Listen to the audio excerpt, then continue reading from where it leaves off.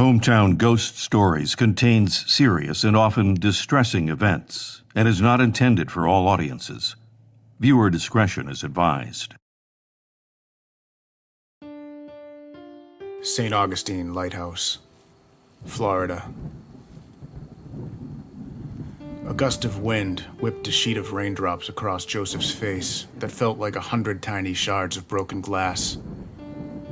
His long beard shielded some of it, but it was enough to make him stumble against the trunk of a nearby palm tree that was bending persistently with the wind. He had been painting the top of the lighthouse when he saw the storm clouds rolling in. He was able to get down from the tower in time before the rain started, but it had picked up so quickly that he had to get inside for shelter rather than trying to make it back to his house. He lifted his forearm to shield his face from the wind and rain and looked up at the looming structure that stood before him. He could only see a dozen feet up, the remainder of the tower disappearing into the stormy night sky. He didn't care that he was trespassing on private property. He only cared that it was shelter from the storm, and that it would most likely be empty. He found the door and tried the handle, but of course it was locked. He lowered his shoulder and drove it into the door, once, twice, a third time. Each time he could feel the door give a little more. On the fourth try, it snapped open, the sound of the break reverberating off the inside walls, echoing all the way to the top. Joseph knew nobody would bother him there at night, but would have to repair the door first thing in the morning. He pushed the broken door shut and propped a chair against it so the wind wouldn't blow it open, then turned to face the great spiral staircase that led all the way to the top. He found a lamp on the wall next to the door and was able to light it, faintly filling the area with an ambient orange glow. He began ascending the steps. He was familiar with the building, but it seemed to take on more of an ominous presence at night during a storm. He was a couple dozen steps up, marveling at the wrought iron railing that twisted impeccably up the center of the structure. Suddenly, he was struck with the disquieting feeling of not being alone. The hair on the back of his neck stood at attention as he heard what sounded like a little girl giggling. A temporary feeling of relief washed over him, but was gone just as fast as he realized that it was highly unlikely that a little girl would be in the lighthouse with him at that time of night, never mind during a storm. He had no source of light other than the faint glow of the lamp, so he started walking back down towards it when he felt something brush past his legs, causing him to lose his balance and slowly tumbled down a few steps. He was stopped by the curve of the railing, but managed to split his head open on one of the steps. He touched his fingertip to the wound and felt the hot, sticky wetness of blood. He struggled to his feet and tried to focus his eyes, blurry from the fall. As his eyes adjusted, he saw the dark figures of two little girls standing just a few steps up. "Are you okay?" one of them asked. Joseph squeezed his eyes shut and shook his head in disbelief. Could there really be two little girls in there with him? He heard more giggling behind him and opened his eyes to find the girls had disappeared, but their giggles were echoing off the walls all around him. He covered his ears and began stumbling down the stairs back towards the door. The storm at this point seemed less maddening than remaining in the lighthouse. Suddenly, the giggling stopped. He turned around to see three little girls in the dim light of the lamp. He could vaguely make out an expression of what looked like fear on their faces, and they were all looking up the staircase in the same direction. In unison, all three of them pointed up the staircase. Joseph looked in the direction they were pointing. Several levels up the staircase stood the dark, unmistakable figure of a man peering over the railing. Joseph turned around to run out the door, but when he grabbed the handle, his hand passed right through it, as if it weren't there.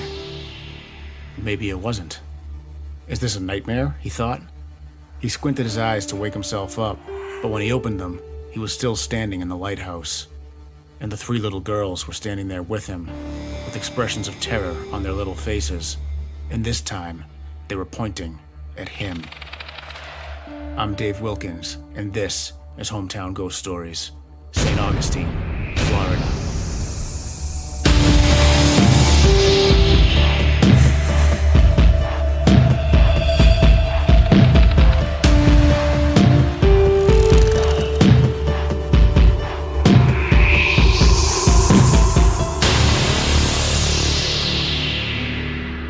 Founded in 1565 by Spanish Admiral Pedro Menendez de Aviles, St. Augustine is the oldest continuously occupied settlement of European and African American origin in the United States.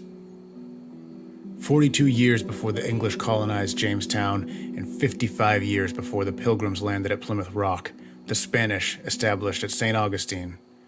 Menendez picked the colony's name because he originally spotted the site on August 28th, the feast day of St. Augustine. The city served as the capital of Spanish Florida for over 200 years. Epidemic diseases ravaged St. Augustine in the 17th century. Yellow fever killed Native Americans and Spaniards alike in 1649, and a smallpox outbreak in 1655 killed even more. Then, as if things couldn't get any worse, a measles epidemic struck just 4 years later in 1659. Healthcare in St. Augustine was at best very primitive, and the hospital established in 1597 was described in 1605 as a miserable hole. Another epidemic of yellow fever struck in 1821. Bodies began piling up faster than the townfolk could bury them, and the only cemetery in town was a Catholic cemetery that wouldn't allow non-Catholics to be buried there. The people of St. Augustine were left with no option. They constructed a fence around the city with a gate at the entrance and stationed a guard at the gate to warn people not to enter the city due to the rampant spread of disease. Then they began burying their dead outside the gate to the city. This area is what would later become and what is now known as Huguenot Cemetery. During this time, due to the massive number of deaths, it was not uncommon to have a mass grave. It's believed that for every grave marker, there are about 16 unmarked graves. The guard who manned the gate, warning off visitors, did so until eventually he died and became one of those buried outside the gate. Immediately after his death, his young daughter took over his duties for a few weeks. She too eventually died after being exposed to yellow fever. It's estimated that approximately 436 people were buried at what later became St. Augustine's first public cemetery, Huguenot Cemetery, 2005. Mark and his daughter Katie were getting ready to join the group gathered for a historical tour of St. Augustine, starting at the Huguenot Cemetery. Mark was chatting with the tour guide when he noticed that Katie wasn't by his side. He gave a quick glance around and spotted her by the cemetery gate, having a conversation with its large granite post. "Big imagination on that one," Mark said to the tour guide, who chuckled in return. Mark excused himself from the conversation and walked over to Katie, who was still conversing with her new pet gate. "Hey Katie, who you talking to?" he asked the 9-year-old, who responded by putting her index finger in the air, the universal gesture to wait a minute. Mark started to say something, but thought better of it. A moment went by, and Katie turned to him. "I was talking to the girl in the dress," she informed him in a manner that was so matter-of-fact that he almost forgot she hadn't actually been talking to anybody. "Oh yeah?" he asked. "And what did she have to say?" Katie shrugged. "She was weird. She told me to beware of Jack, but didn't tell me who Jack was," Katie explained. "Well, if we meet any Jacks, we'll be sure to avoid them at all costs," Mark said as he took his daughter by the hand. The tour was starting, and they were missing it. As the duo reached the group, the tour guide was talking about the yellow fever epidemic. He talked about the old gatekeeper, tasked with the duty of warning people of the infected city, and he talked about his daughter, who took over for him after he died. "We refer to it as yellow fever today, but that's not what they called it back then," the tour guide explained. "Back then, the people referred to it as Yellow Jack." Mark shuddered and looked at his daughter, who didn't return a glance. Out of the corner of his eye, he saw someone walk past the cemetery gate. He turned to see a young girl in a dress, waving at him. He looked at Katie, who was also looking at the gate, waving back. But when Mark looked back at the gate, nobody was there. Visitors to the Huguenot cemetery can expect to see things they may not understand. It's been referred to as Spirit Central, due to the many inexplicable events and paranormal activity over the centuries. Many have seen a girl in a dress floating among the trees. She has been known to wave at guests she encounters. She's mostly spotted between the hours of midnight and 2 a.m. But perhaps the most famous ghost haunting Huguenot Cemetery isn't the gatekeeper's daughter, but rather the ghost of Judge John Stickney. The Honorable Judge passed away in 1882 and left behind his children, who were now orphans because their mother had died years before. While alive, Judge Stickney, originally from Lynn, Massachusetts, arrived in St. Augustine just after the Civil War and quickly became a leading citizen. Just after Halloween night of 1882, Judge Stickney, despite falling deathly ill, traveled to Washington, D.C. for a conference with his fellow judges. When he arrived in Washington, D.C., he was dead and his body was shipped back to Florida. An official delegation met his casket at the train station, and he was laid to rest in the Huguenot Cemetery. Years later, his children, now living in Washington, D.C., decided to exhume his body and transfer his remains to a cemetery closer to them. So 2 gravediggers from the Huguenot Cemetery began the task of digging up the Honorable Judge Stickney. They extracted the casket from the ground and cracked open the lid. Glaring back at them were the 2 dark eye sockets of the judge, whose receding gums peeled back to reveal a shiny set of gold teeth that seemed to be smiling back at them. The 2 men jumped at the sight, and then laughed nervously at their childish reaction. They decided to take a break and walked back to the tool shed where they had kept their water canteens. After about a half hour, they returned to the casket, only to find the judge was no longer smiling. His set of gold teeth was missing. "Should we inform someone?" one gravedigger asked the other. "You nuts," he responded. "They'll have our hide. Just close the casket and none shall be the wiser," he added. The men transferred the body to a new coffin, nailed it shut, and sent it on its way. The corpse of Judge John Stickney arrived in Washington, D.C. for the second time. Although the body of the judge no longer inhabits the Huguenot Cemetery, his ghost is said to have remained, roaming the aisles of gravestones, searching for his lost gold teeth. The place has been a known hotbed for orbs, lights, and strange auditory illusions. Visitors constantly claim they have heard the cackling of an old man. They also swear that they have felt something tracking them among the bushes, following them around. The only alarm alerting the visitors that they are being stalked is the crack of the dead leaves. The St. Augustine Lighthouse. St. Augustine was the site of the first lighthouse established in Florida by the new territorial American government in 1824. Prior to that, there was a wooden watchtower dating back to the late 16th century in its place. The structure was regularly referred to as a lighthouse in documents, including ship's logs and nautical charts, dating to the British period beginning in 1763. In 1783, the Spanish once again took control of St. Augustine, and once again the lighthouse was improved. In 1850, a lighthouse keeper named Joseph Andrew was painting the tower when he slipped and fell to his death on the rocks below. His spirit is said to haunt the stairs and has been spotted towards the top of the tower. It's believed that since he died so suddenly that his spirit is unaware that he's dead and roams the tower in a state of confusion. At the beginning of the Civil War, future Mayor Paul Arnau, a local harbor master, along with the lightkeeper, a woman named Maria Mestre de los Dolores, removed the lens from the old lighthouse and hid it in order to block Union shipping lanes as well as to help blockade runners remain hidden.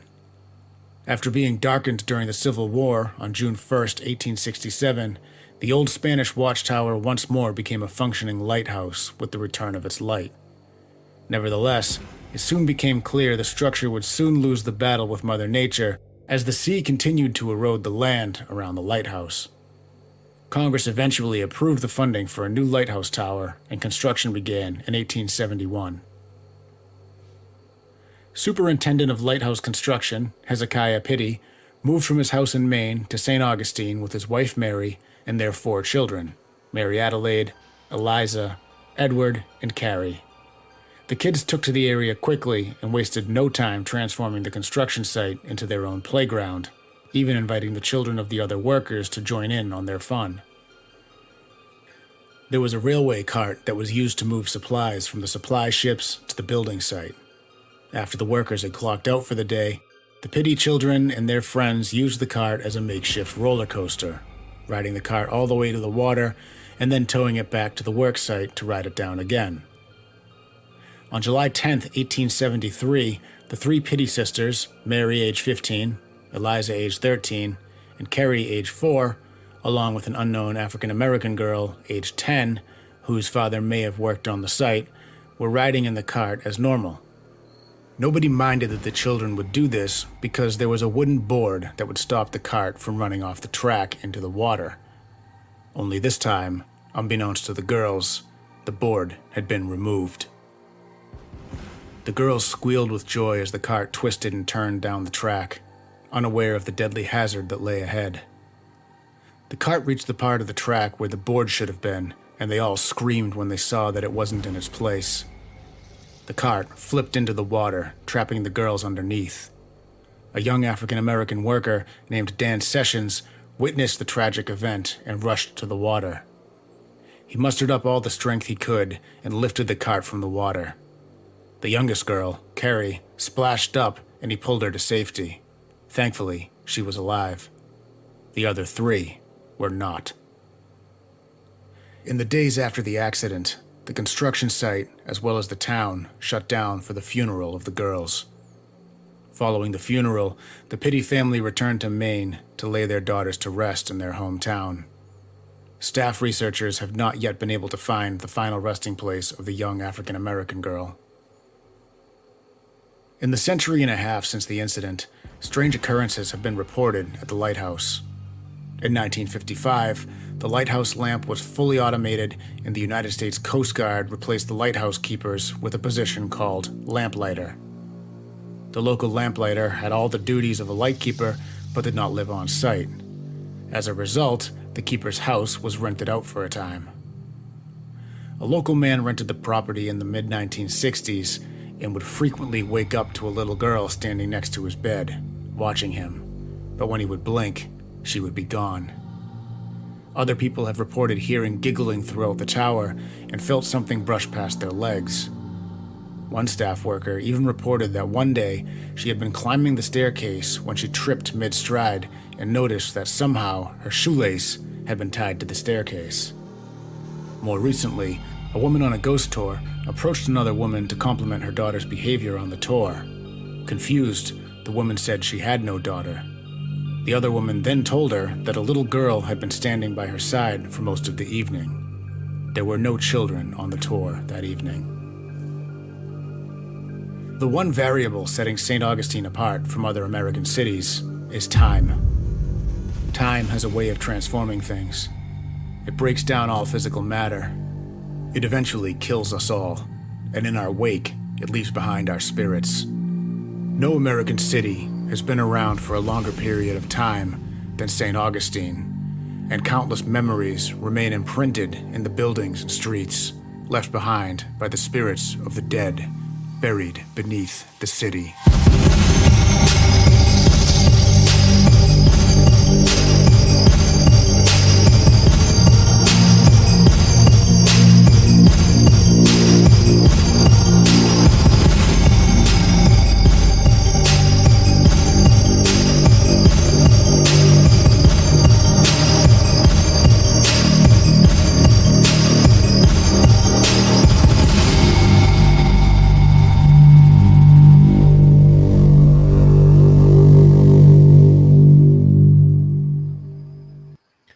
What's going on, ladies and gentlemen? Welcome into Hometown Ghost Stories, episode number 47, St. Augustine, Florida. I'm Jesse Wilkins. I am joined by Rob Coakley. Hello, Rob. Here we are, the three Pity Sisters. And I would like to make a personal proclamation to anyone that wants to become a $20 Patreon member. Upon Dave's death, I will dig his body up. I will take all of his teeth out. And the first, however many teeth he has, I will send one tooth to each Patreon member. There we go. Some of the perks. We're trying to get a little more creative with the Patreon. And Rob is at the forefront of that creativity. We're also joined by Dave. Welcome, Dave. What's going on? Thank you. And Rob, stay away from my grave. We had a long conversation with Dave, pleading with him to turn down his microphone, and he did. And now you hear brand new Dave. We're also in fresh 1080p now, so look at all that HDness. Look at that. So that's thanks to all the people that have subscribed on Patreon, and thank you so much for all the support. We do appreciate you guys. We actually just had our first Patreon pre-show hangout party, which was a great time. We got to meet some of the people and see their faces, and this was a little preview flyer for it. Well, never mind, you can't see it. It's in the background. But anyways, there's a really awesome preview flyer for it. But yeah, it was a good time. It was awesome to see some of these people and hang out. So we'll be doing that twice a month for people that do that. But hey, we're 47 episodes in. I believe Tommy is still watching. I want to give Tommy Fahey a personal apology. So recently, him and his wife Jackie have gotten into the show, and because they are members of the Dave Sucks Army, meaning they have the Dave Sucks tattoo, which we all have, I want to go back and apologize because I think it was the Whispers Estate episode, we talked about the rake ghost, which is the thing that like crawls on his big long arms, and we said it looks like Tommy Fahey. And he just got to that episode, he texted me, and he's like, "You bastard!" and now I have to own up to it. So I'm sorry that we referred to you as a rake-like creature, but we love you, and it's good to have you here. And welcome, Jackie. And they are powering through episodes. They just found out about the show like yesterday or the day before, and they're at least like halfway through. So welcome. Yes, indeed. And welcome to everyone else who's hanging out in live chat. It's been a fun one. And so St. Augustine, Florida. Let's get into some of these stories. So you covered like two of the main locations, which was the Huguenot Cemetery. Did you look at it? Is that actually how we pronounced it? Because that's got a funny spelling. Yeah, it does have a funny spelling, which is why I Googled the pronunciation before recording the episode, like I always do when I am presented with a word that I'm not sure I can pronounce. And the only time I've got it wrong so far was with Coakley County up in New Hampshire. So yeah, Huguenot. All right. So it was that one, and then the Lighthouse. Yeah, that's pronounced Lighthouse. Well done. Well done. Googled that pronunciation too. Mm-hmm. Yes. You actually roll the L's in Lighthouse, so it's Lighthouse. That's right. So, roll the L's. Yeah, just to be a little more cultured there. There's a ton of haunted locations in St. Augustine, but let's start with the ones that you were talking about. So a lot of weird stories coming out of that cemetery, especially like the family's decision just to exhume the body and move him. Yeah, they wanted him moved up to I talked about Judge Stickney there. They wanted him moved up to Washington, D.C. with them. I don't want to say the weird part of the story because the whole story is really weird, but they basically, he went up to Washington, D.C. on the train the first time, died en route to Washington, D.C., arrived in Washington, D.C. dead. They sent him back down to St. Augustine, buried him, exhumed him, put him back on the train, and he went back to Washington, D.C. and arrived dead to Washington, D.C. a second time, which has to be a record. I don't think anybody has ever arrived at the same location dead more than once. That's pretty weird to me. One of those times expected dead. The first time, big surprise. Yes, that's true. That is true. It would have been actually really shocking if the second time he arrived alive, which would have been a big twist in the story. That would have been a major twist. Definitely would. I almost wish that is the way it happens, but it isn't because this is reality. So the Huguenot Cemetery is pretty interesting. Has an interesting backstory. So they had it existed because they were burying people there through the yellow fever epidemic because they ran out of rooms to bury people because there were just so many bodies piling up. Apparently they had really bad healthcare back then for whatever reason. But there was a private cemetery in St. Augustine called the Tolamato Cemetery, and it was private and it was owned by the Catholic Church, and they wouldn't let anybody who was not of Catholic faith or part of the Catholic Church be buried there. So they're basically like hoarding their cemetery. So the city had nowhere else to bury these bodies, so they just started burying them outside the city gate, and that's when they posted the watch person there the gatekeeper basically to just say, hey, don't come in here, you'll probably die. But they just piled so many bodies there that eventually they're just like, well, we might as well make it a cemetery. So that's how the Huguenot cemetery was born. And it's pretty weird too, how the gatekeeper died, and they buried him in his cemetery, and then his daughter took over, and that was the ghost that was seen on the ghost tour there. They buried him outside the cemetery too, right? I'm guessing he wasn't Catholic. So the Tolamato cemetery is separate. So that was a private cemetery. And then because they couldn't bury anyone there, they were burying them outside the city walls. Oh, at the time. So the city since then has expanded. So the Huguenot cemetery is part of St. Augustine now, but it wasn't back then. They were burying them outside the walls. And then they eventually turned it into a separate cemetery altogether. Think of it like a seawall, Jesse. And think of it as one that you could get thrown over and do a cartwheel and land on the other side of said seawall. well, So if everyone's confused about what the hell Rob is talking about, as usual, he is telling a story, sort of. He's referencing a story that actually happened about a time that Jesse got tossed off a seawall. so unbelievably athletic, right? Not that I wasn't going to win that fight, but me and Rob get in a scuffle, and there happens to be like a 6'8" individual who began to threaten me physically, and he did pick me up and throw me over a seawall like a rag doll. Now, two things. Number one, I let him go. Let him Number off the two, hook. The seawall had a railing on top. So as he was casting me over the seawall because he was so afraid of me, I managed to catch the railing, right?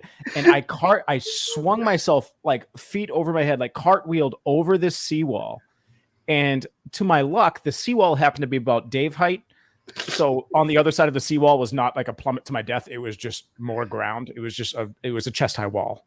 And so I cartwheel myself over the chest high wall, and I land right on my feet and go about my business. And I was fine. And then action figure Adam Wright showed up. This is our friend Adam, who is very much into weightlifting, and he looks like an action figure. He shows up to the fight, and then we don't have to go into the specifics, but basically once he showed up, everything was everyone's like, oh, whoa, we weren't serious about this. But anyways, chest high wall, cartwheeled over it, very acrobatic, and spared that man's life. That's the story.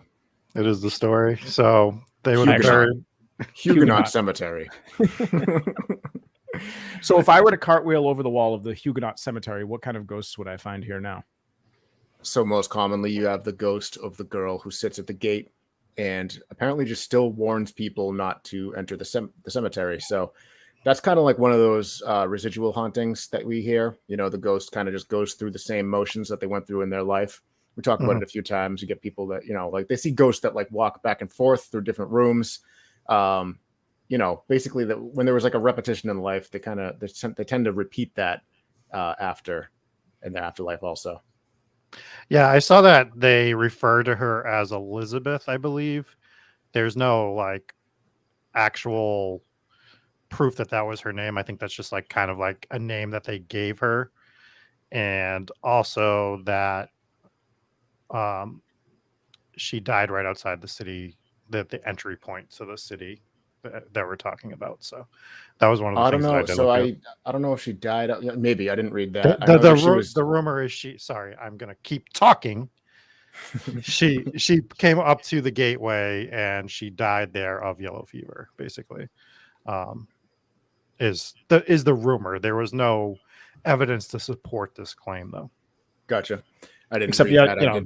I did read that she was buried outside the gate, which is where they buried them all. Yeah, and it's a very likely cause of death with what was going on in the area. Right. And then you had the ghost story of it being called the Yellow Jack. Yeah, which I thought that was a ghost story that I had heard on a different podcast. They had the guy Mark, his name is actually Mark, and he was the one who told the story on the other podcast. I don't remember the name of the podcast. I apologize. I meant to write that down, but he was basically telling that story that that was what happened to him and his daughter. And Oh, okay. really, All right. really very much freaked him out. That's cool. So it's an actual account of a real ghost experience there. I wasn't sure if Yes. you meant that Mark just made up this story and it was cool, so you took it. But if you're retelling a story that was told by someone who actually experienced it, that's actually really cool. So Yeah, I thought very so. interesting. Yeah, another one of those kids seeing little ghosts. This episode, much to the chagrin of the entire chat, was full of child demon ghosts. And So if Yeah, so if you're like Catherine, and Catherine believes that all children ghosts are demons, then yeah, this is a demon-filled episode. Mhm. But I don't feel that way. These all seem like authentic little kid ghosts to me.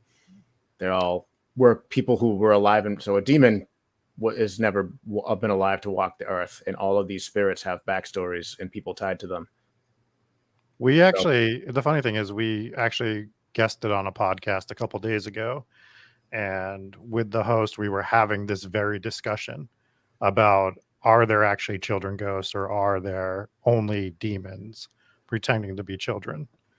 And I land on the same side of the coin as you, Dave, where I think there can absolutely be children ghosts. We have a story. I'm on the same page there. Yep, where I think it could be as well. Go ahead, Rob. We have a great story coming up in 2 weeks about a child ghost that's like really eerie, and there's no demonic presence in that particular one at all. And it just really, like, of all the stories we're going to talk about, that one in 2 weeks really, I think, helps solidify that there could be children ghosts as well. Real Stephanie quick, brings up a good point. It says, would a demon warn you about yellow fever? Highly unlikely. that is a good point. That is a great point, actually. A great. I demon do would wanna probably be pull- like, "Come on in. There's definitely no yellow fever here." Is Nothing your to favorite worry color about. yellow? Yeah, that Exactly. it is. Come check us The out. podcast I was just talking about was Mysterious Radio, and the Mark Muncy, who was an author who told his ghost story. Mm. So there's the credit where credit is due. Very cool ghost story. I do want to pull Joe's comments here. They say children are more sensitive to seeing ghosts. I did as a child. We would like to know more about that for sure. And we've talked about this multiple times on a few different episodes, that children and pets are more likely to see these kinds of things. Pets likely through their entire lives. Children, obviously, some of them, go on to as adults and, become either sensitives or they're just able to see these kinds of things. So that there's definitely a lot of people that would attest to that for sure. Love to know your story though. If you don't want to put it in chat, that is okay, but join the Discord if you haven't already, and send us your ghost stories if you'd like to share. You can also email us at hometownghoststories@gmail.com. Yes. So while we're on the cemetery thing, I did briefly mention the other cemetery, which is the Tolomato Cemetery, which was the Catholic cemetery that wasn't allowing anyone not Catholic to be buried there. So there's a little ghost story attached to this one that I wanted to bring up. And it's a ghost child, little ghost boy by the name of James C. Morgan. And he was 5 years old, and he died on November 28th of 1877 of an unknown cause. So he was buried in the Tolomato Cemetery, and his ghost story is ghost story is pretty scary, or sad rather. Also scary. Ghosts are scary. But the rest of his family, they were not allowed. Basically, the Tolomato Cemetery stopped burying people there for a period of time, and the rest of his family was ended up being buried in Huguenot. So he's basically there buried by himself, and his ghost can be seen sitting in a tree above his grave. And there's a pretty interesting picture here that somebody got on a ghost tour. Can I share my screen? You can actually probably not. Let me see. Hang on a sec. Share He should be able to screen. share. Yes, Did you make him an share. We're still doing all Jesse, this you should be able to grab it. I don't see it. It's there. Ho ho. All right, so right there, you can kind of see it. It's circled faintly, a red circle. Can you see my cursor? I don't know if you can see my cursor. Yes. No. Yes. I don't. Rob apparently could see things that I can't see. Yes. And they're supposedly sitting right there on that branch, which I thought was pretty interesting. It could be, you could explain it away as there's other shapes in the area that kind of look like that also. Mm-hmm. But basically, it does kind of look like a little person perched up on the branch there. Can you go back to that and show it one more time? Like move your cursor around. I can now see your cursor. Okay, here. and he's right here. Kind of Okay. sees like legs there, his knee. Yeah, for audio listeners, if you guys tune into our YouTube and you can check out this image that Dave is sharing. I can't make that out for the life of me. Maybe are those either his legs or his arms, almost like he's sitting down. Yeah, exactly. Okay, yeah, I see it. All right, cool picture. Thank you. You can take that away if you like. So that's people see that, and multiple people have seen it, and there's a whole bunch of different testimonies of people that have seen it. So Valerie says that James hugged me often as I approached the cemetery gates after a walking tour that told his story and used dowsing rods. Genuinely feels like a small child wrapping their arms around your legs. And then Gaga says, we just went on a ghost tour tonight. My granddaughter, who is 5, said she saw the little boy. He told her that he missed playing with his sister, and the history confirms that he did also have a sister. So it's not, I mean, lots of people have sisters, but it's just interesting when a little kid sees a ghost and kind of the story is, this kid's story is consistent with the legend. Without knowing the legend. Exactly. Because most of these kids aren't looking up these legends. Maybe some of the kids that watch our show. So maybe they're getting into it. Brian leaves an interesting comment. It says, Amy from Haunted Road just did a strange escape thing this past weekend from the St. Augustine Lighthouse. You guys need to go there. I'm actually going to Florida in a few weeks. Maybe I will see how far away I am from St. Augustine. You can check. I think you're going to the other side. Yeah, I'm going to Orlando, so I should be significantly north, especially if this is south of Fort Lauderdale, as we alluded to earlier before we went live. Yes. We had a big geography class earlier today. We did, but it was riveting. very fruitful. Yeah. It was very riveting. So is there anything else within the graveyard that you found? Because all I found other than the 2 main ghosts is that it's like from the website Old City Ghosts, they said that the place has been a known hotbed for orbs, lights, and strange auditory illusions. Visitors constantly claim that they have heard a cackling of a man, and they also swear they have felt something tracking them among the bushes. Yeah, and the pictures that were attached to those testimonies, I had included them in the first part, are pretty crazy. I don't know if you saw the one with just the dude standing in the middle of the crowd. Crazy picture, which, I mean, it could be someone dressed up standing amongst the crowd, but I think the reason that it ended up on the Ghost Tours website is because somebody showed them a picture and was like, what the hell is that? And freaked everyone out. So just to correct what we just mentioned, we were way off. St. Augustine is like right below Jacksonville, so like top right of Florida, north of Orlando, way north of Fort Lauderdale. All right, I'm gonna take some exception with Papa Squatch here. He was in our chat earlier, and he could have brought this up. He could have. He may have. We wrong. couldn't hear him. He might have been correcting us the entire time. That's okay. Glad he was there though. Thanks for hanging out with Papa Squatch. Yes. and I said before we got called out in chat, then I made the mistake of scrolling down on the recent chat, and I see us getting called out from absolutely everybody. But 2-hour drive from Orlando. I don't know if I'm able to squeeze that into the trip, but I would like to. So I'll have to talk to the wife. We shall see. It's funny. We brought up the geography in the pre-chat thing that we were in, and I was like, wow, I'm really glad we ironed this out before the episode. So we're looking like idiots. Here we are. Not even close. Not even on like the correct part of the state. Anyways, we can move on. What part of Tennessee is St. Augustine in anyways? All right, might have been closer to Tennessee than it is to Miami. So anyways, let's get into the Lighthouse. I love Lighthouse ghost stories. I thought your statement was just going to be "I love Lighthouse," like Brick Tamlin from Anchorman. Yeah. I love Lamp. No, I love the aesthetic of a haunted lighthouse. Rob is part moth. And one of the main places I want to, and like not even like a specific one, but one of the places I want to investigate is a lighthouse. Like I just want to investigate a lighthouse. Yeah, we should definitely do that. Maybe not this. I mean, I would like to go to St. Augustine one time, and the reason I left so many locations off this is, number one, the 2 that I did, there was so much stuff on them that I wanted to be thorough with it.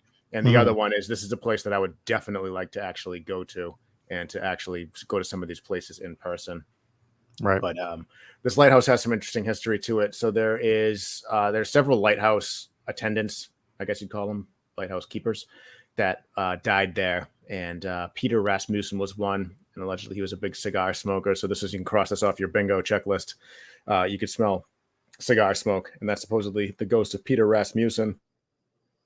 The other option is the painter who fell off the roof of the lighthouse while he was painting it. He was also a cigar smoker, and he was the feature of my intro story also.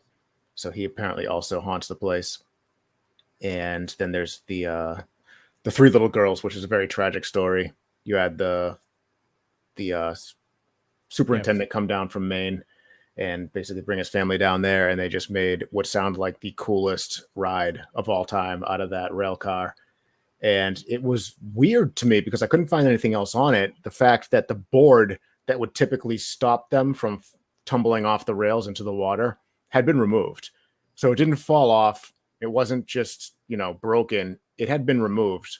And then they didn't say whether or not they looked into it and see if somebody removed it intentionally or maliciously, or basically with just out of just negligence that they removed it and forgot to tell anyone, knowing everyone knew that these kids used this rail car recreationally. So, I did see other websites that said that the brakes on the rail car just broke or failed. But I mean, essentially that piece of wood was serving as their... Yeah, that would be the failsafe. The brakes go, then they slam into it. Have that not pleasant, but at least they're not drowning.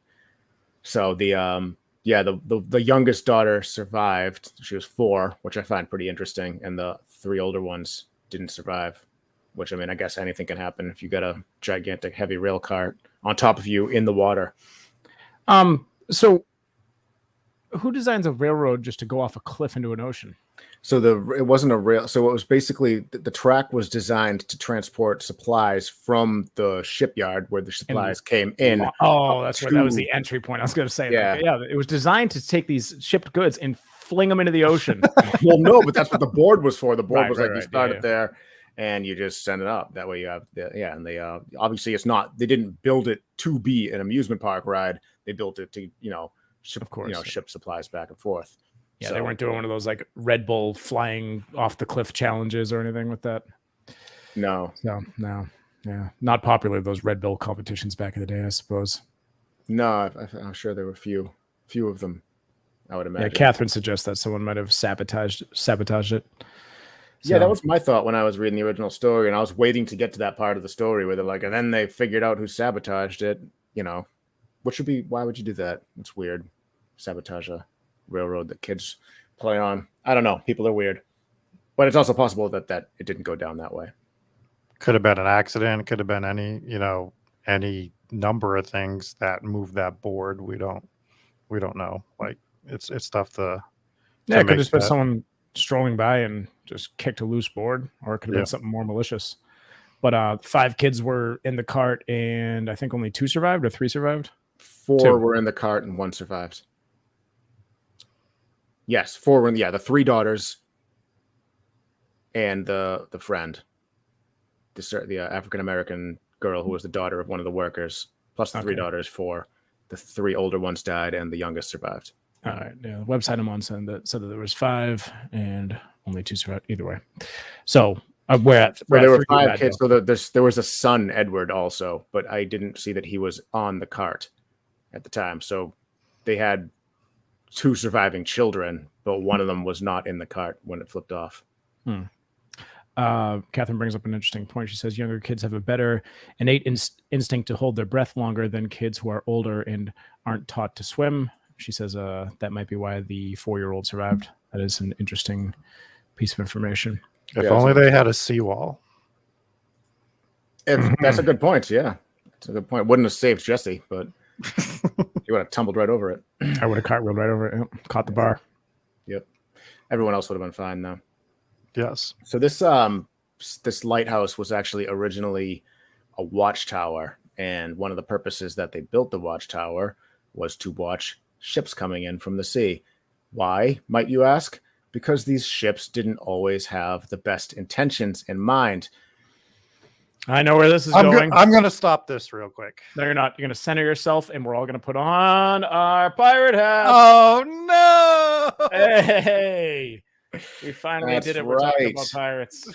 Tell That us, is Dave. right. Saint Augustine was the target Hey, of put your several hat on pirate. right. Will you center yourself and put your hat on? I'm not the one who put the I can graphic. promise you don't need to be closer to your microphone. You never do. All right, mother now. Saint Augustine was the target of several pirate raids or attempted raids in the early 1680s. Why, you might ask? Because the English settling South Carolina at the time, in the early 1670s and 1680s, were harboring pirates in the area of today's Charlestown. So, pirates would come to St. Augustine and just loot it and just do pirate things. They'd pillage until finally the St. Augustinians built this kick-ass lighthouse or watchtower at the time and started fighting the pirates back. And there were some pretty bloody pirate and St. Augustine battles that went down. So that happened. I wasn't not going to bring it up because it's cool history. You're angering me so much by just continuously moving away from your hat. There we Can't go. help it. For those audio listeners, I made a graphic that puts pirate hats on our head, but it is not a smart graphic, so it doesn't follow our heads. And Dave was wearing his pirate hat completely off of his head. Yes. Well, we got to stop bringing up pirates. It just has to stop. When it's relevant, we talk about it, right? I feel like you find ways to make it relevant. Like it's Sometimes I do. This time it was see. Yeah, it's oh my god. We're all I like we all want to know who did this. We're all trying to find who did this. Usually I shoehorn in pirates just as an excuse to use my pirate song, but this has nothing to do with it. Actually part of the history of the lighthouse that we happen to be talking about. Yeah. So it also could be reason for some of the hauntings there. If this is a lighthouse and people died there that during these, I mean, I couldn't find anything specifically that mentioned pirate related deaths at this watchtower, but you got to assume some crazy stuff went down. There could be several pirate ghosts haunting. The ghost of Blackbeard could be haunting this Jesus St. Christ. Augustine lighthouse. All right. I can't do this anymore. I can't do this pirate talk anymore. We have to They have a pirate museum in St. Augustine. And Brian says I wanted to go but missed it. I'm going back for that in the lighthouse someday. There's actually an awesome pirate museum in let me just get rid of Rob here. We'll just have Jesse's pirate talk. There's an awesome pirate museum in Massachusetts in where is it? Yarmouth. It's from the Yarmouth. Sam Bellamy's pirate treasure that have been discovered. And it's wonderful. Side note, where's the merch? The merch is coming. I'm assuming I don't know why I'm assuming this is Jackie. She pops up as Facebook user. I don't know if that's because she's on private or what, but Mark Zuckerberg's behind it, I think. I think so. But it's on the way. We just signed with Bloody Disgusting a couple weeks ago, and so all that merch stuff is going to be coming through them. By the way, I guess that's some sort of an announcement, but we'll keep you posted on merch.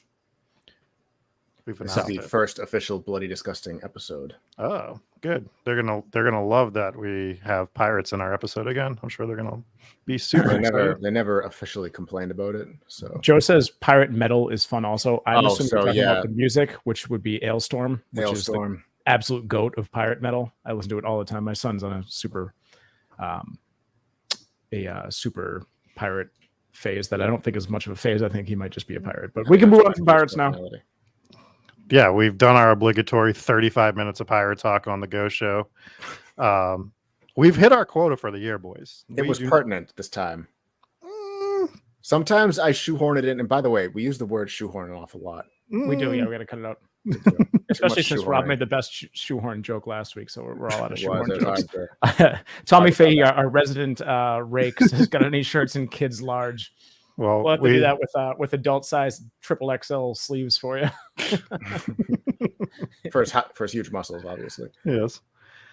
Merch will be for everybody. It'll be for everyone. Yeah, it'll be like a merch store. You can buy whatever you want. Yeah. Let's get back to St. Augustine, though. Is there anything else with the lighthouse you wanted to talk about? No, I think that covers all of it. It had some really interesting history and some really interesting mixed in with some very generic hauntings. So a little of both for everyone. Just that water bottle was so loud. Yeah, I'm gonna have to go back and mute out whenever I use this. Yes. It's even louder because it's filled with whiskey. I would like to talk about Warden Castle from St. Augustine. Let's do it. Have you guys looked into Warden Castle at all? I have not had the chance. So I think we may actually, if we're going to come back to St. Augustine, and we might have to hit this a little bit harder. But so the St. Augustine landmark, built in the 1880s, has been the home of the original Ripley's Believe It or Not Museum since 1950. And it's also been regarded as one of the most haunted properties in southeastern United States. That is another thing to check off the list there.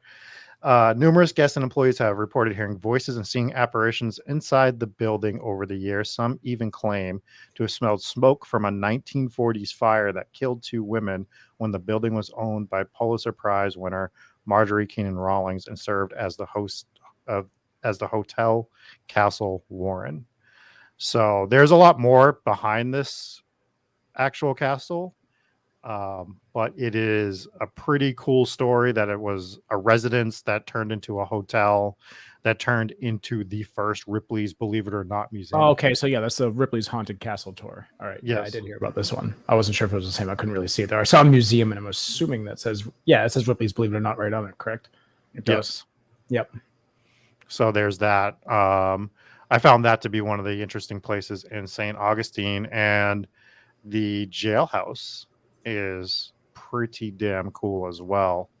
So it's the old jail after dark for Ghost and Gravestones. If you're in the area, they do a ghost tour there, and they do an actual investigation. You can go to this old jailhouse, and the historic, and what they wrote about it is the historic building housed prisoners from 1891 to 1953 when it was closed due to deplorable conditions. We've heard all this before, and inflicted cruelty on its residents. 8 documented hangings were carried out on this site, and many other deaths that can only be described as unnatural.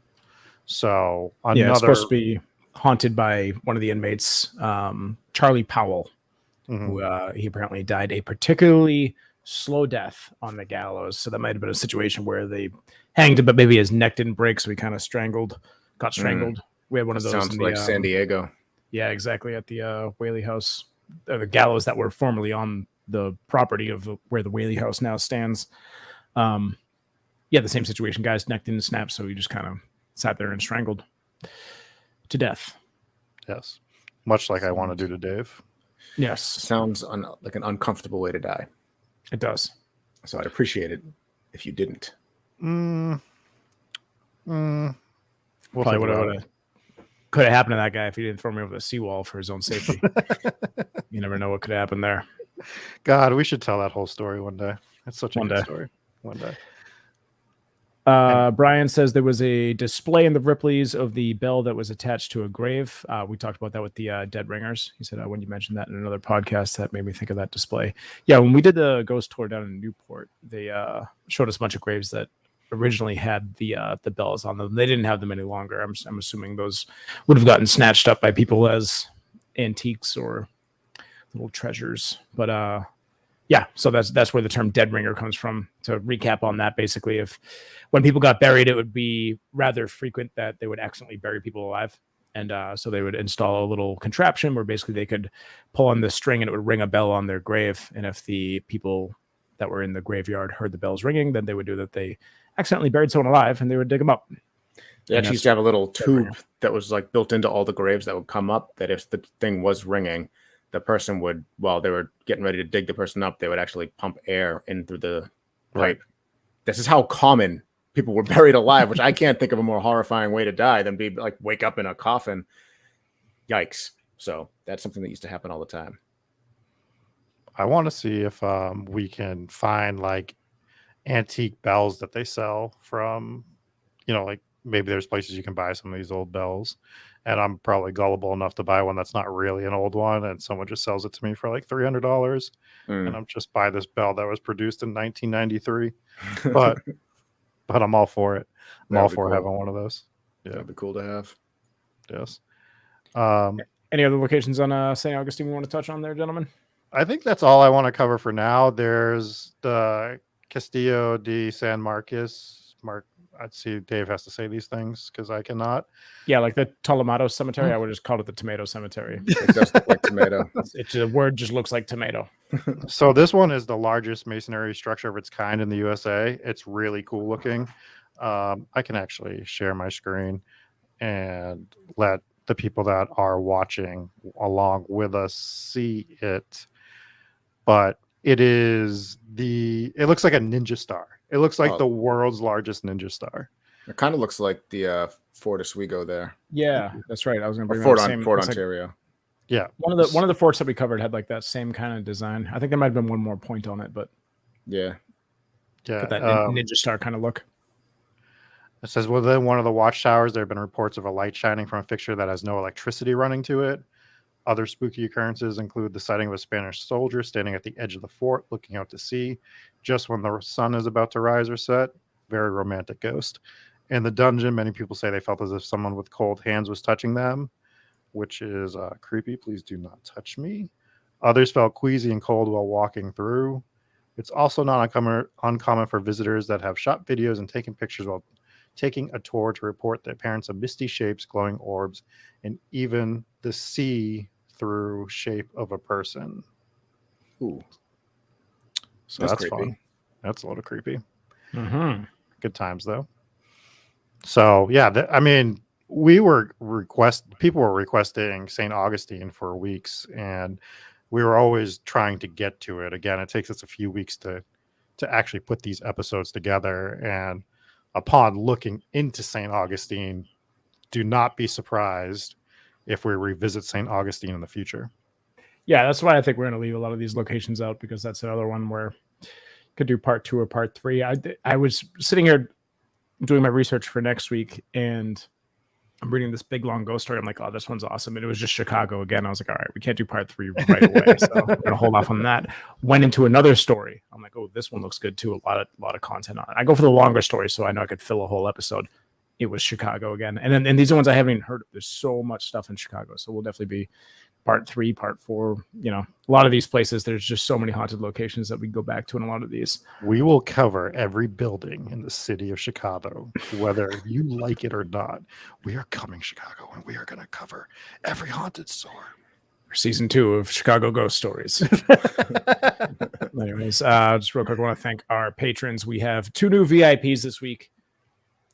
Thank you so much for this. Justin T and Jimmy RH. Thank you guys so much. Our other VIPs are Stephen V and Lisa J. Other patrons, we have Rachel B, Anthony, Angry Dave Rocks T, Matthew T, Cody G, Sydney B, Mark M. We have Papa Squatch, Mike B, Brandon W, Sarah W, Soph and Hooper, Jake V, Stephanie A, Captain McSlugs, Sarah R, Seth Dave Sucks W.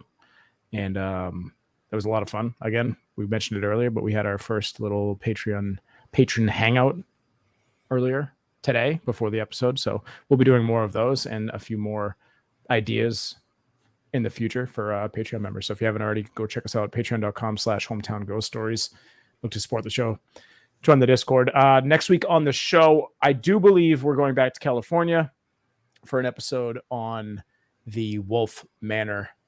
So this one might hit a few locations, because I don't know if I'm going to be able to find enough on this one location. It's a very haunted location, but I like to hit a few different locations to fill out an episode. So probably where we're going, but we'll see.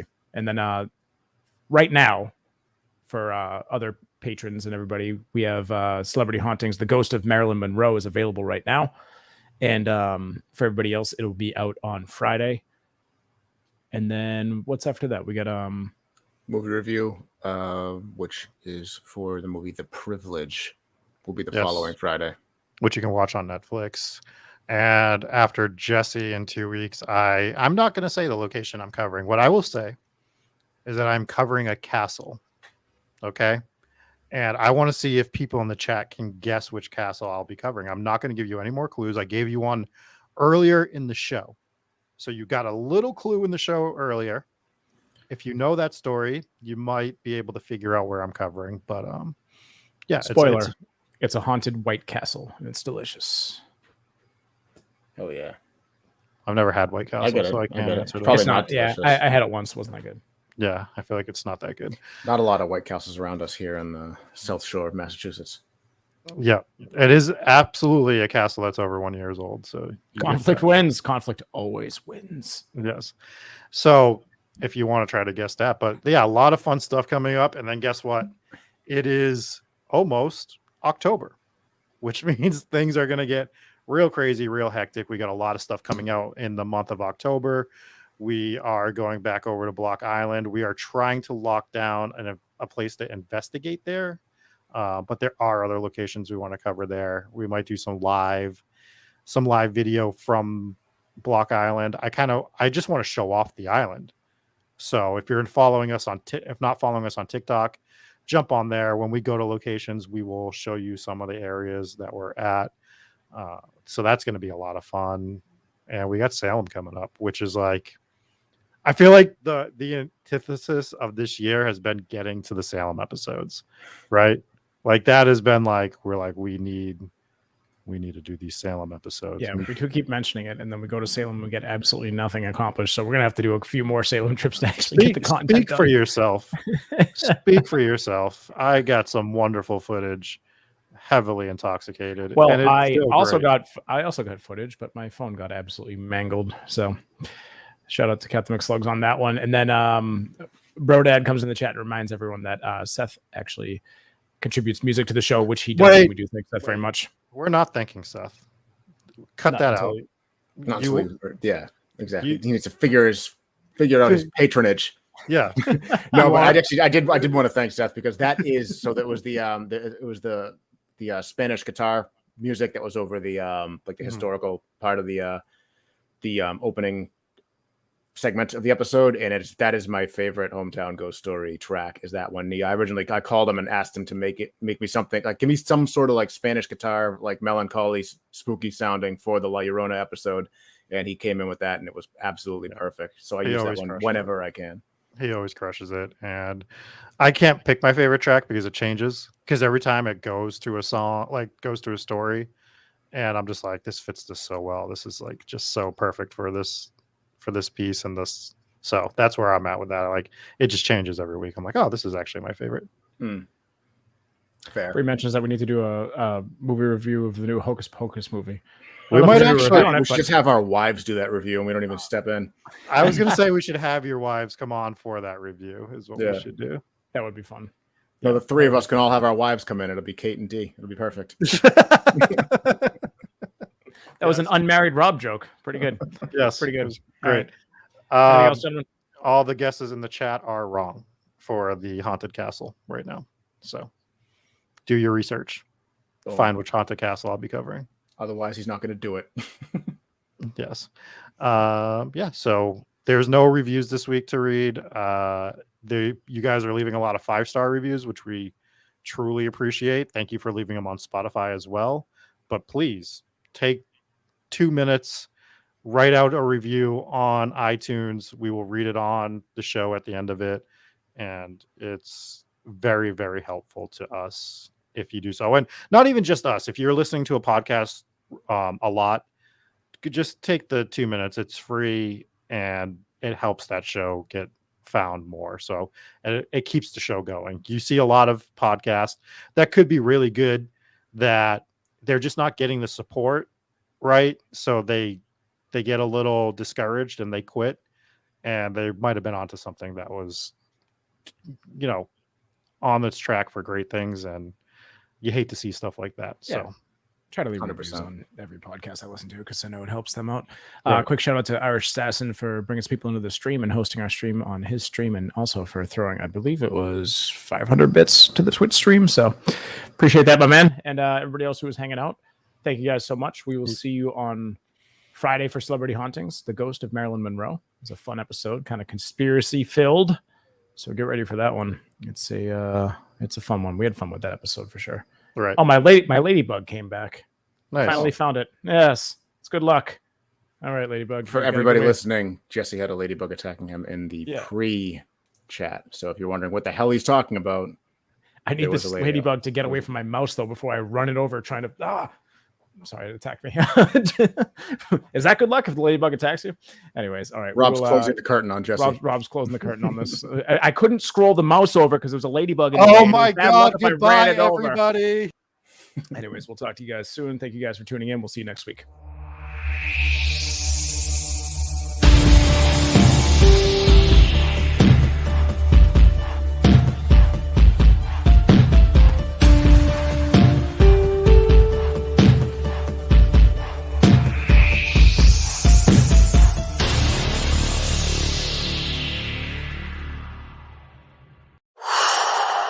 What's up, guys? Thank you so much for watching. I hope you enjoyed that video.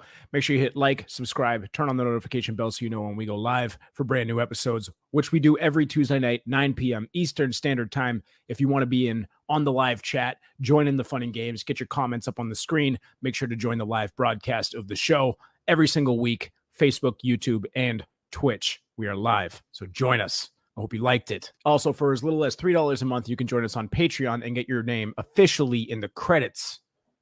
What more could you want? Well, for a few more dollars, you can get extra perks, some swag, additional side content, early access, all that kind of fun stuff. It's all available on Patreon. So swing by. Thank you guys again for watching. We'll talk to you soon. Bye.